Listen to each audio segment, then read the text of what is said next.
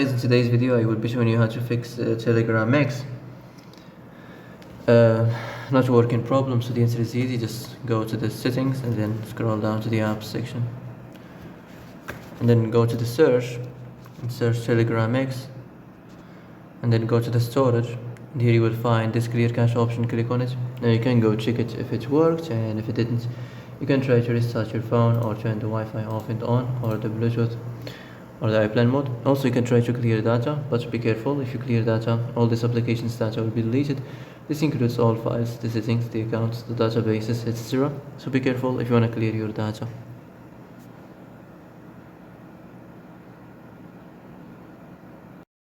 And that's it for today's video. I hope this is the answer you've been looking for. If you like this video, don't forget to like and subscribe, and see you in the next video. Thanks for watching.